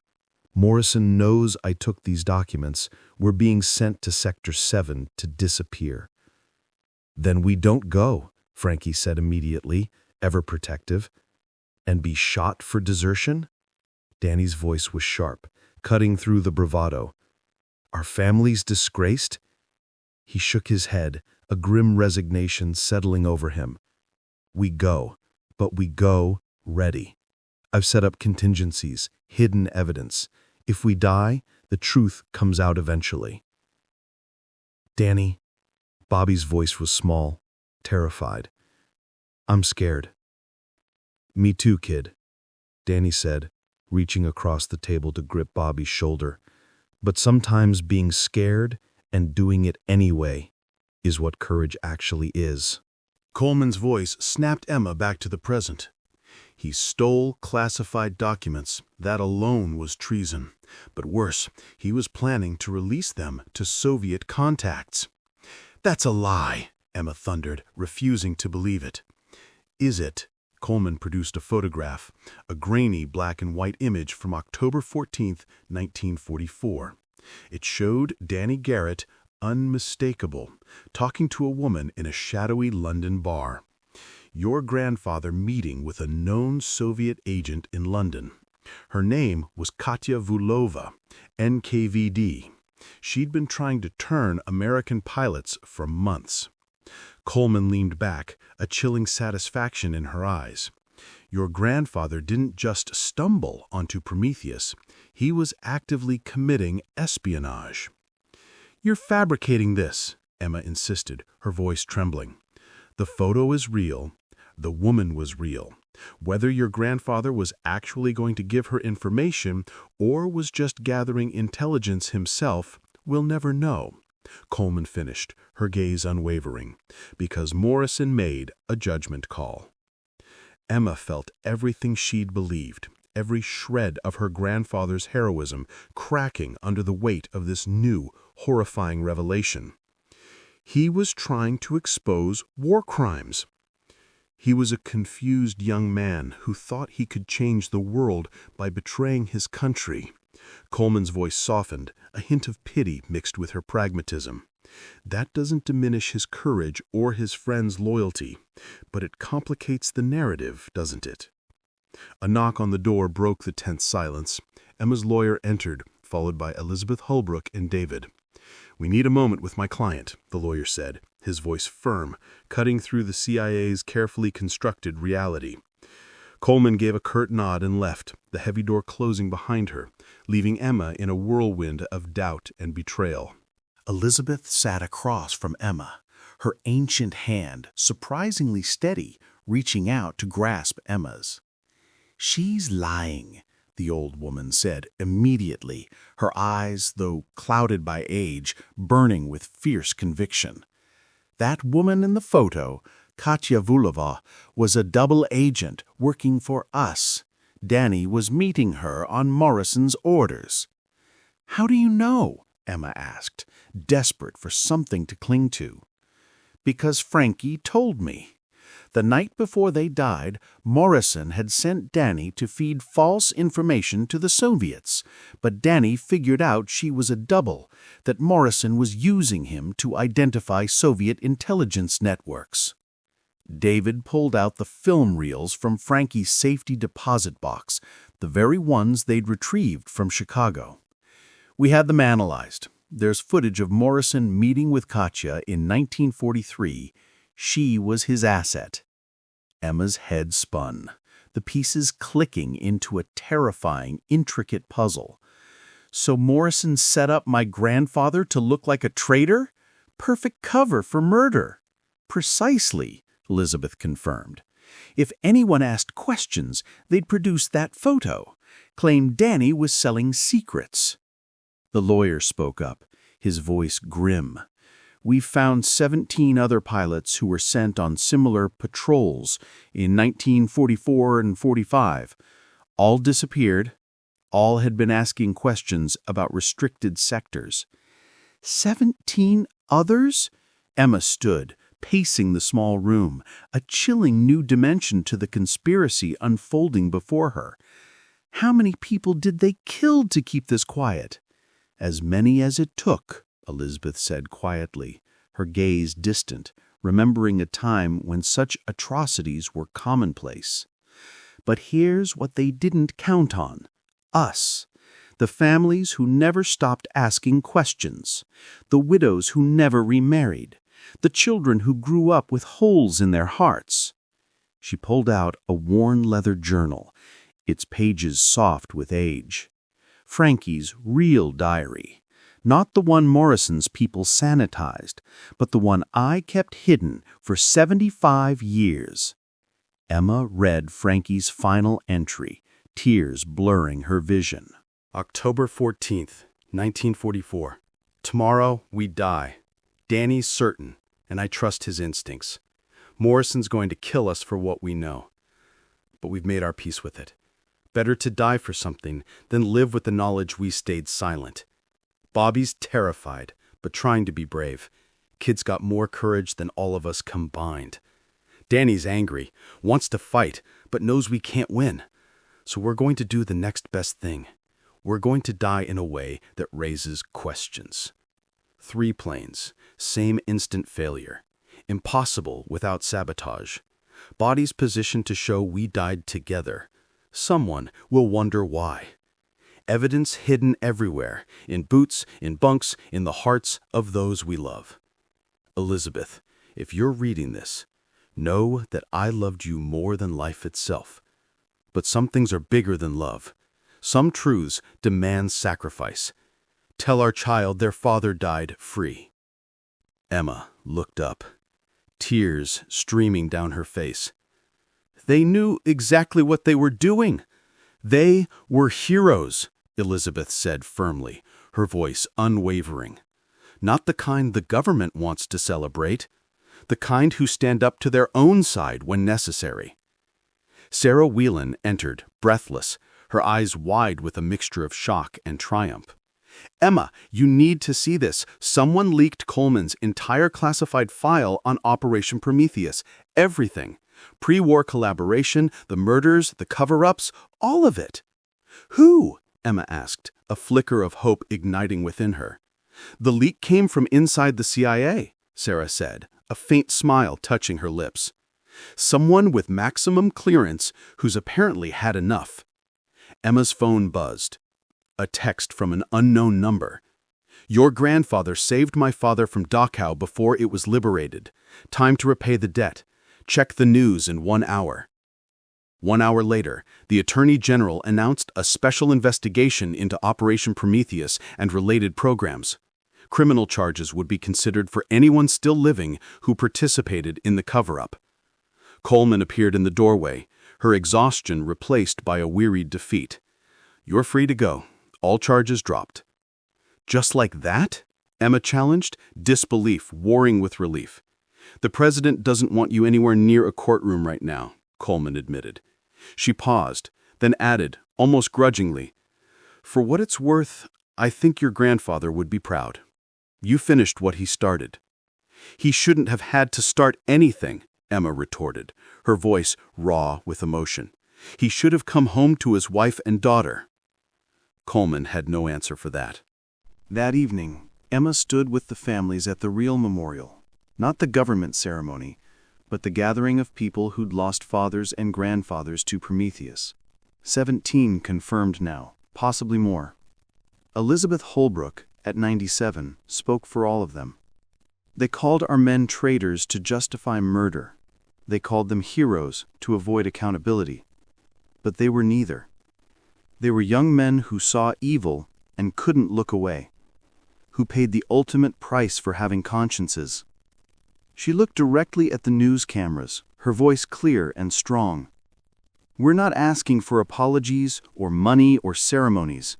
We're asking for justice, criminal prosecution for those who ordered murders, full disclosure of all related programs, and recognition that sometimes the greatest act of patriotism is refusing to stay silent when your country is wrong."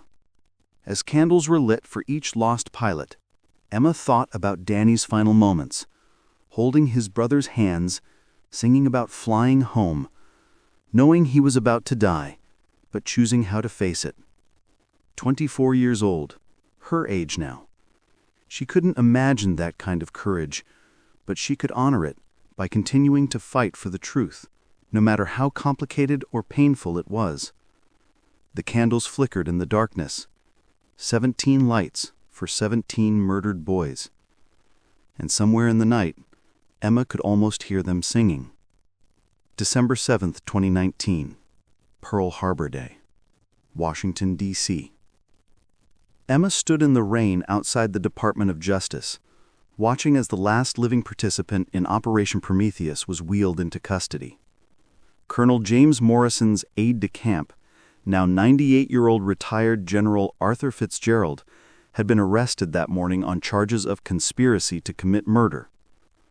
"I was following orders," he told reporters, echoing the Nuremberg defense. It hadn't worked them either. Sarah Whelan stood beside Emma, holding an umbrella over them both. One arrest, after all this? One 98-year-old man? "It's something," Emma conceded. "It's nothing." Sarah's voice was bitter. "The people who really made decisions are all dead, hidden behind decades of classification and bureaucracy. My grandfather is still dead. One arrest doesn't change that." Emma knew she was right. The investigation had revealed the full scope of Prometheus. Hundreds of experiments, thousands of victims, decades of cover-ups. But most of the perpetrators had died peacefully in their beds, honored as patriots. Her phone rang. Elizabeth Holbrook. "Emma, dear, I'm at the hospital. It's time." December 7th, 2019, George Washington University Hospital. Elizabeth lay in the cardiac unit, her ancient heart finally failing. She smiled when Emma entered. "Don't look so sad. 97 is a good run." Emma took her hand, paper-thin skin over delicate bones. "You didn't have to fight so hard these last weeks. You could have rested." "Rest? Well, they were still lying about Frankie. I couldn't meet him again knowing I'd let them turn him into propaganda." David sat on the other side of the bed, holding his grandmother's other hand. 3 generations connected by one pilot who died at 25. "I need to tell you something, Emma," Elizabeth said, her voice barely a whisper. "About October 15th, 1944. Something I've never told anyone." Emma leaned closer. "I was there in Belgium. I wasn't supposed to be. Frankie thought I was safe in London, but I'd followed him, knew something was wrong. Her eyes went distant, reliving the horror. I saw them land, saw Morrison's men take them. I could have intervened, could have tried to stop it. You were one woman against Emma began, trying to offer comfort. I was a coward. I hid and watched them drive my husband away to die. 75 years I've lived with that, the moment I chose my life over his. You were pregnant, David said softly. You were protecting his child. That's what I told myself, Elizabeth admitted, her voice thick with self-recrimination. But the truth? I was terrified. 22 years old and terrified. She looked at Emma. Your grandfather wasn't afraid at the end. Frankie wrote that in his last letter. Danny helped them all be brave, but I couldn't even try. She died that evening, holding both their hands, whispering Frankie's name. December 15th, 2019, Indianapolis. Emma was packing up her apartment, preparing to move to D.C., where she'd been offered a position with the special prosecutor's office, when someone knocked. An elderly man stood there, probably in his mid-80s, holding a worn wooden box. Miss Garrett, my name is Thomas Peterson. My father was your grandfather's crew chief. Emma's heart stopped. Sergeant Peterson? He died in 1987, but he left this for Danny's family. Said to wait until the truth came out. He handed her the box, his hands trembling slightly. He never forgave himself for not stopping that last flight.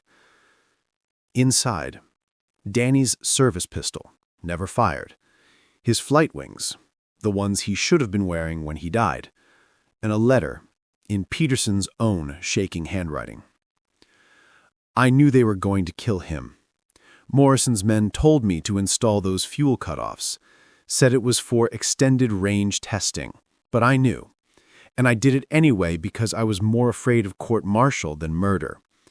Danny figured it out. That last morning, he pulled me aside and said, "Take care of Margaret and the baby, Pete. Whatever happens, make sure they're okay." He knew he was going to die, and his concern was for his family. I'm a coward who lived to be old. Danny was a hero who died at 24. That's the real injustice. Not just that they killed him, but that cowards like me survived while brave men like him disappeared. Thomas Peterson wiped his eyes. My father sent money to your grandmother every month for 40 years. Anonymously. Called it blood money. Payment for his cowardice. Emma held the pistol, its weight familiar from Ilse's weapon. He wasn't a coward. He was a young man in an impossible situation. So were they all, Thomas Peterson said, turning to leave, then stopped. That special prosecutor? Are you really going to work for them? Someone has to, Emma replied, her resolve hardening. The families deserve answers.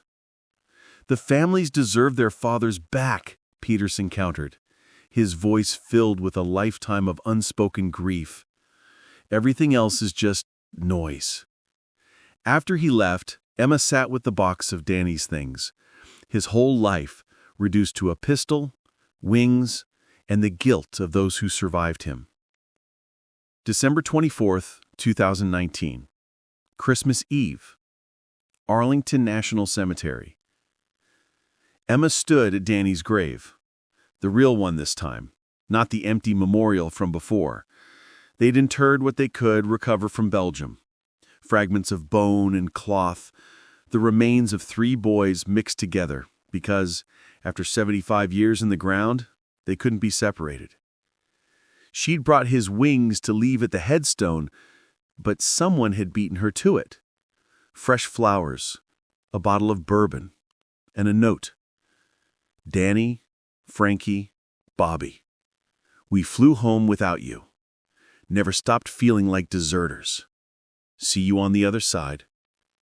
It was signed, the surviving members of the 357th. As she stood there, other people arrived. Sarah Whelan with her children, teaching them about great-uncle Bobby, who'd been barely older than her teenage son. David Holbrook carrying his grandmother Elizabeth's ashes to scatter them there, letting her finally rest with Frankie. Then, more families, the 17 confirmed victims of similar disappearances, the children and grandchildren of test subjects from Prometheus, even some German families, descendants of doctors who'd been coerced into participating. No one had organized it. They'd all just come, drawn by the need to mark this first Christmas where the truth was known. An old woman Emma didn't recognize approached. "I was a nurse at Sector 7, she said quietly. 20 years old, thought I was helping refugees. Took me 3 weeks to realize what was really happening. I tried to report it, but Morrison said I'd be charged with treason if I spoke up." "What did you do?" Emma asked, dreading the answer. "I stayed silent. Treated those poor people, knowing they were being experimented on. Held their hands while they died from procedures that had no purpose except data collection." She pulled out a worn notebook. "I wrote down all their names. The ones who didn't have names, I gave them some. No one should die nameless." She handed Emma the notebook. Hundreds of names, dates, brief descriptions, the forgotten victims of Prometheus. "Why give this to me?" Emma asked. "Because you did what I couldn't. You spoke up. Your grandfather would be proud." As the sun set on Christmas Eve, Emma stood among the graves and thought about courage. Not the Hollywood kind, blazing guns and heroic speeches, but the quiet kind. Danny writing evidence in his own blood. Frankie marrying Elizabeth to protect her. Bobby holding his friend's hands despite his terror. And all the people who'd stayed silent for decades finally finding their voices. The special prosecutor had warned her that the investigation would take years, that most cases would be dropped for lack of evidence, that justice would be incomplete at best. But incomplete justice was better than complete silence. Her phone buzzed, a text from Coleman. "Merry Christmas, Ms. Garrett. Your grandfather's story has inspired 5 other countries to open their own investigations into wartime medical experiments. You've started something that can't be stopped." Emma didn't reply. Coleman didn't deserve the satisfaction of a response. Instead, she opened Danny's journal to the last entry he'd written in ink, not blood. October 14th, 1944. Tomorrow I die for something I believe in. Not country, not flag, but the simple truth that some things are wrong no matter who does them. I hope someday my daughter understands that her father loved her enough to die for the world he wanted her to live in. One where might doesn't make right, where secrets don't justify murder, where 3 boys can't just disappear because they asked the wrong questions. I'm not brave. I'm terrified. But Frankie says courage isn't the absence of fear. It's doing what's right despite the fear. So tomorrow, I'll be courageous. For Margaret, for our baby, for Bobby and Frankie, for everyone who can't speak up. We're going to die holding hands, looking at each other, refusing to let them make us disappear alone. That's our resistance. Dying together, dying unashamed, dying with our eyes open. If you're reading this, know that 3 boys loved each other and their country enough to die for both. Danny Garrett, Frankie Holbrook, Bobby Whelan. October 15th, 1944. We were here. Emma closed the journal and looked at the headstone. Simple black granite with 3 names, their ages at death, and a single line. They flew home together. The investigation would continue. Some measure of justice might come, but the real victory had already been won. 3 boys who'd been erased from history were remembered. Their murders were acknowledged. Their courage was honored. And somewhere in whatever comes after, Danny and Frankie and Bobby were finally, truly home.